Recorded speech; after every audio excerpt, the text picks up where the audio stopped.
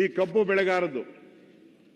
ಬೆಳೆಗಾರದ್ದು ಒಂದು ಗಾದೆ ಇದೆ ಅಧ್ಯಕ್ಷರೇ. ಮಂಡಿ ಉದ್ದ ಕಬ್ಬು, ಎದೆ ಉದ್ದ ಸಾಲ. ಮಂಡಿ ಉದ್ದ ಕಬ್ಬು, ಎದೆ ಉದ್ದ ಸಾಲ.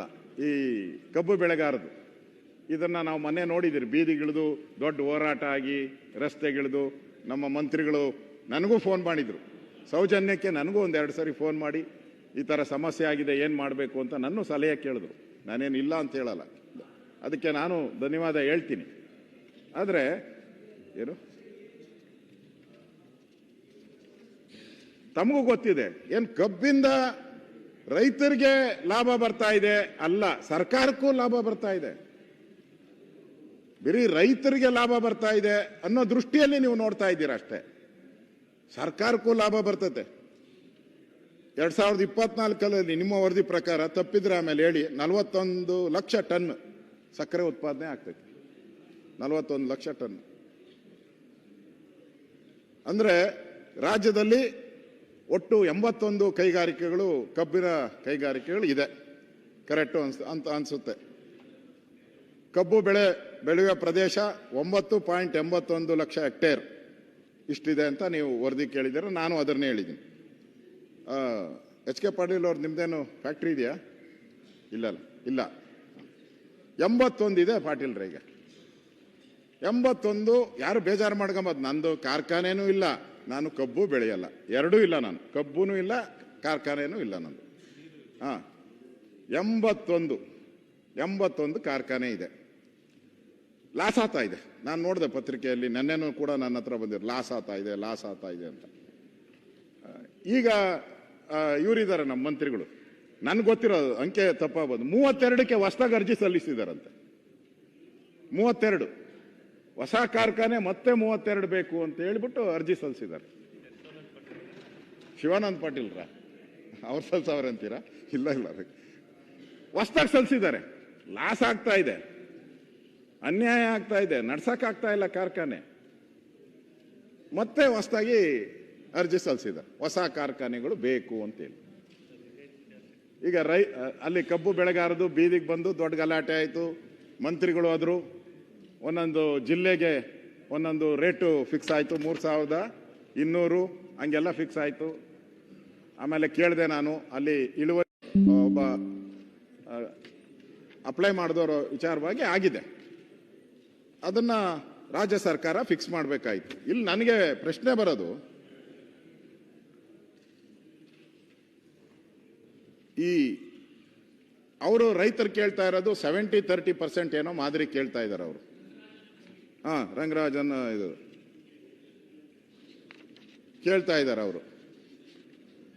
ಇಲ್ಲಿ ರೈತರು ಹೇಳ್ತಾ ಇದ್ದಾರೆ ನಮಗೆ ಲಾಸ್ ಆಗ್ತಾ ಇದೆ ಅಂತ ರೈತರು ಹೇಳ್ತಾ ಇದ್ದಾರೆ. ಫ್ಯಾಕ್ಟ್ರಿ ಮಾಲೀಕರು ಇಬ್ರು ಲಾಸ್ ಆಗ್ತೈತೆ ಅಂತ ಹೇಳ್ತಾರೆ. ನೀವು ಜಡ್ಜ್ ಆಗಿ ಕೂತಿದ್ದೀರಾ. ಈಗಲ್ಲಿ ಸತ್ಯ ನಿಮಗೂ ಗೊತ್ತಿರುತ್ತೆ. ಹೇಳಿ, ನಿಮಗೆ ಕೊಡ್ತೀನಿ ನಾನು. ಕಿತಾಪತಿ ಮಾಡೋರು ಕೊಡಲ್ಲ ಅಷ್ಟೇ. ಇಬ್ಬರಿಗೂ ಲಾಸ್ ಆಗ್ತಾ ಇರೋದು ನಿಜ. ಅದಕ್ಕೆ ಕಾರಣ ಕೇಂದ್ರ ಸರ್ಕಾರ ಏನ್ ಮಾಡಬೇಕಾಗಿತ್ತು? ಒಂದ್ ನಿಮಿಷ,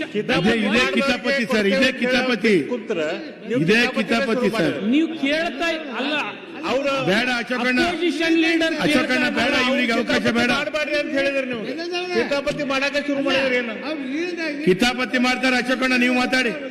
ಅಪೋಸಿಷನ್ ಲೀಡರ್ ಈಲ್ಡ್ ಆದಾಗ ತಾವು ಎದ್ ನಿಂದಿರ್ತಿದ್ರೆ ತಾವು ಆ ಕಡೆ ಕೂತ್ಬಿಡಿ, ಇವ್ರು ಈ ಕಡೆ ಕುಂದಿರ್ಲಿ. ಇವೇನು ಕಷ್ಟ ಇದೆ? ನಾನು ಹೇಳ್ತಾ ಇದ್ದೀನಿ ಕೇಳಿ ಸ್ವಾಮಿ. ಇಲ್ಲ, ನಾನು ಹೇಳ್ತಾ ಇಲ್ಲ. ಅದಕ್ಕೆ ಅಶೋಕ್ ಅವರಿಗೆ ನಿರಾಣಿ ಅವರೊಂದು ಹೈಕೋರ್ಟಿಗೆ ಕೇಸ್ ಹಾಕಿದ್ದಾರೆ. ಅದಕ್ಕೆ ಒಂದು ಸಪ್ಲಿಮೆಂಟ್ರಿ ಕಳಿಸಿದೆ ನಾನು ಅವರಿಗೆ. ಅವರೇ ಹೇಳ್ತಾ ಇದ್ದಾರೆ ಕಾರ್ಖಾನೆ ಅವ್ರಿಗೆ ಏನೇನು ಹಾನಿ ಆಗ್ತಾ ಇದೆ ಅಂತೇಳಿ ಹೈಕೋರ್ಟ್ನಲ್ಲಿ. ಸ್ವಲ್ಪ ನಿಂದರೆ ಸಿದ್ದು, ಒಂದ್ ನಿಮಿಷ ನಿಂದ. ಅದನ್ನ ಹೇಳ್ರಿ ನೀವು. ಎಲ್ಲಾ ಸಕ್ರಿ ಫ್ಯಾಕ್ಟ್ರಿ ಓನರ್ ಹೋಗ್ಯಾರ, ನಿರಾಣಿ ಅವರೊಬ್ರು ಕಾಂಗ್ರೆಸ್ ಅವರು ಹೋಗ್ಯಾರ. ನೀವು ಹೇಳಕ್ಕೆ ಕೊಟ್ರೆ ಚಲೋ ಅಲ್ಲ. ನಿಮ್ಗೆ ಅವರಿಗೆ ಅಲ್ಲಿ ಏನಿದೆ ನನಗೆ ಗೊತ್ತಿಲ್ಲ. ಒಬ್ಬರದ ಹೆಸರು ಹೇಳ್ಬೇಡ್ರಿ. ಎಲ್ಲರೂ ಆಯ್ತಾ? ಕರ್ನಾಟಕ ಕೇಂದ್ರ ಹೆಸರು ಹೇಳ್ತೀರಿ. ಕೇಂದ್ರ ಇದು ಈ ರಾಜ್ಯ ಕೊಟ್ಟ ಕೊಡ್ತಾರೆ. FRP ಉತ್ತರ ಪ್ರದೇಶ ಕೊಡೋದೈತಿ, ಮಹಾರಾಷ್ಟ್ರ ಕೊಡೋದೈತಿ. ಅವ್ರು ಹೆಂಗ್ ಕೊಡಕ್ ರೇಟ್ ಸಾಧ್ಯ ಕದೆ, ಇವ್ರು ಯಾಕೆ ಕೊಡಂಗಿಲ್ಲ? ಸರ್ಕಾರಕ್ಕೆ ಅಲ್ಲಿ ಸ್ಥಳೀಯ ಸರ್ಕಾರ ಕೊಡ್ತಾರ ಅದನ್ನು. ಅದು ನಾನು ಹೇಳುವಾಗ ಹೇಳ್ತೀನಿ, ನೀವು ಕೂತ್ರೆ ನಾನು ಉತ್ತರ ಹೇಳ್ತೀನಿ. ಬೇಡ ಅಶೋಕಣ್ಣ ನೀವು ಮಾತಾಡೋಣ. ಅಶೋಕಣ್ಣ ಅಶೋಕಣ್ಣ ಮಾತಾಡೋಣ. ಅಶೋಕಣ್ಣ ಗೊತ್ತಿಲ್ಲ, ಒಂದ್ ನಿಮಿಷ. ಎಲ್ಲರೂ ಅಂತ ಹೇಳಿ ಇಲ್ಲ, ಎಲ್ಲರೂ ಅಂತ ಹೇಳಿ ಬಿಡೋಣ. ಸಿಸ್ಮಾದವ್ರು ಹೋಗಿದ್ದಾರೆ, ಸಿಸ್ಮಾದವ್ರ ಜೊತೆ ನಿರಾಣಿ ಮೇನ್ ಪಿಟಿಷನರ್. ಅದಕ್ಕೆ ಅವ್ರಿಗೆ ಒಂದ್ ಸ್ವಲ್ಪ ವೈಯಕ್ತಿಕ ದ್ವೇಷನೂ ಇದೆ. ಏನೂ ಇಲ್ಲ, ಇಲ್ಲ ಅವ್ರಿಗೆ, ನಿಮಗಲ್ಲ, ಅವ್ರಿಗೆ ಅವ್ರವ್ರಿಗೆ. ಅದು ನನಗೆ ಲೋಕಲ್ ಜಿಲ್ಲೆ ಅಲ್ಲ, ನಮ್ಗೆ ಗೊತ್ತಿದೆ ಅವ್ರಿಗೆ ಏನಿದೆ ಅನ್ನೋದು. ಅಲ್ಲಿ 2 ವಿಚಾರ ಇದೆ. MSP ಶುಗರ್ ರೇಟನ್ನು ಎನ್ಹಾನ್ಸ್ ಮಾಡಿ ಅಂತೇಳಿ 7 ವರ್ಷದಿಂದ ಎಲ್ಲ ಕಾರ್ಖಾನೆಯವರು ಹೋರಾಟ ಮಾಡ್ತಾ ಇದ್ದಾರೆ. ಅದು 31 ರೂಪಾಯಿ ಇದ್ದಿದ್ದನ್ನು ಹೆಚ್ಚಿಗೆ ಮಾಡಿರಿ ಅನ್ನೋದು ಒಂದು ಬೇಡಿಕೆ. ಹೆಚ್ಚಿಗೆ ಮಾಡಿದರೆ ನಾವು ರೈತರಿಗೆ ಸಹಾಯ ಮಾಡಲಿಕ್ಕೆ ಆಗ್ತದೆ ಅಂತೇಳಿ ಅವರೊಂದು ಪಿಟಿಷನ್ನಲ್ಲೇ ಬರೆದಿದ್ದಾರೆ. ಅದು 31 ಇದ್ದಿದ್ದು ಯಾವ ಬೇಸಿಸ್ ಮೇಲೆ ನೀವು ಬೇರೆ ಮಾಡ್ಬೋದು ಅಂದರೆ, ಕಮರ್ಷಿಯಲ್ಗೆ ಒಂದು ರೇಟ್ ಮಾಡಿ, ಡೊಮೆಸ್ಟಿಕ್ಕಿಗೆ ಒಂದು ರೇಟ್ ಮಾಡಿ. ಆ ಕಮರ್ಷಿಯಲ್ ಶುಗರ್ ತಗೊಳ್ತಕ್ಕಂಥವ್ರು, ಚಾಕ್ಲೇಟ್ನವರು, ಕೋಕೋ ಕೋಲಾದವರು, ಜೊತೆಗೆ ನಿಮಗೆಲ್ಲ ಗೊತ್ತಿದೆ ಎಲ್ಲ ಸ್ವೀಟ್ ಇಂಡಸ್ಟ್ರಿಯವ್ರು, ಏನು ಬೇಕ್ರಿಯವ್ರು ಇದ್ದಾರಲ್ಲ, ಅವ್ರು ತಗೊಂಡು ಲಾಭ ಮಾಡ್ಕೊಳ್ತಾ ಇದ್ದಾರೆ. 1 kg ಸಕ್ಕರೆಯಲ್ಲಿ 1 kg ಅಡಲ್ಟ್ರೇಷನ್ ಮಾಡ್ತಾರೆ ಅವರು. ಅಂದರೆ ಕವ ಹಾಕ್ಬೋದು, ಬೇರೆ ಹಾಕ್ಬೋದು, ಏನೇನು ಆ ಥರ ಅವ್ರು ಲಾಭ ಮಾಡ್ತಾ ಇದ್ದಾರೆ. ಈಗ ಹ್ಯಾಂಗೆ ನಾವು ಸಿಲಿಂಡರ್ನಲ್ಲಿ ಡೊಮೆಸ್ಟಿಕ್ ಸಿಲಿಂಡ್ರಿಗೆ ಒಂದು ರೇಟ್ ಇಟ್ಟಿದ್ದೀವಿ, ಕಮರ್ಷಿಯಲ್ ಸಿಲಿಂಡ್ರಿಗೆ ಒಂದು ರೇಟ್ ಇಟ್ಟಿದ್ದೀವಿ. ಇದು ಒಂದು ಸಮಸ್ಯೆ. ಇಥಿನಾಲ್ನಲ್ಲಿ ರೇಟನ್ನು ಇವತ್ತು ಎನ್ಹಾನ್ಸ್ ಮಾಡಿ ಅಂಥೇಳಿ ಕಳೆದ 5 ವರ್ಷದಿಂದ ಅವರು ಮನವಿ ಮಾಡ್ತಾ ಇದ್ದಾರೆ, ಇಥಿನಾಲ್ ರೇಟನ್ನು. ಯಾಕೆಂದರೆ 70 ರೂಪಾಯಿ ಅವ್ರಿಗೆ ಕೊಡ್ತಾರೆ 1 ಲೀಟ್ರಿಗೆ. ಅದು ಹಾಕೋದು ಪೆಟ್ರೋಲ್ನಲ್ಲಿ ಬ್ಲೆಂಡ್ ಮಾಡಿ 100 ರೂಪಾಯಿ. ಲಾಭ ಯಾರಿಗೆ ಹೋಗ್ತಾ ಇದೆ ಅದನ್ನು ಆಮೇಲೆ ವಿಚಾರ ಮಾಡೋಣ. ಇದು 2ನೇ ವಿಚಾರ. ಎಕ್ಸ್ಪೋರ್ಟ್ ಕೂಡ ಕಳೆದ 2-3 ವರ್ಷದಿಂದ ಬ್ಯಾನ್ ಮಾಡ್ತಾ ಇದ್ದಾರೆ. ಎಕ್ಸ್ಪೋರ್ಟ್ ಕೋಟಾ ಹೆಚ್ಚಿಗೆ ಮಾಡಿದರೆ ಖಂಡಿತ ಕಾರ್ಖಾನೆ ಮಾಲೀಕರಿಗೂ ಲಾಭ ಆಗ್ತದೆ. ಆಮೇಲೆ ಬೇಕಾದ್ರೆ ನೀವು ತಾವು ಹೇಳಿದ್ರಲ್ಲ, ರಂಗರಾಜನ್ ಸಮಿತಿ ವರದಿ ಬಂದ ಮೇಲೆ ನಾವು ಅದನ್ನು ವಿಚಾರ ವಿನಿಮಯ ಮಾಡ್ಬೋದು. ಈ 3 ಸಲಹೆಯನ್ನು ಕೇಂದ್ರ ಸರ್ಕಾರ ಒಪ್ಪಿದರೆ ಇಡೀ ದೇಶದಲ್ಲಿ ಇರ್ತಕ್ಕಂಥ ಸಕ್ಕರೆ ಕಾರ್ಖಾನೆಗಳು ಬದುಕ್ತಾವೆ. ನಮ್ಮೂ ಅಷ್ಟೇ ಅಲ್ಲ, ಇದು ನಮ್ಮ ಸೌತ್ ಇಂಡಿಯಾದಲ್ಲಿ ಇದಷ್ಟೇ ಪಿಟಿಷನ್ ಅಲ್ಲ. ಇದು ನಾರ್ತ್ ಇಂಡಿಯನ್ ಕಾರ್ಟ್ ಏನು ಮಹಾರಾಷ್ಟ್ರ ಹಿಡ್ಕೊಂಡು UP ತನಕ ಅವರು ಕೂಡ ಇದನ್ನೇ ಫೈಟ್ ಮಾಡ್ತಾ ಇದ್ದಾರೆ. ಅದನ್ನೊಂದು ಸ್ವಲ್ಪ ನೀವು ಡೆಲಿಗೇಷನ್ ಕರ್ಕೊಂಡು ಹೋದರೆ ನಾವು ಬಂದು ಕನ್ವಿನ್ಸ್ ಮಾಡ್ತೀವಿ.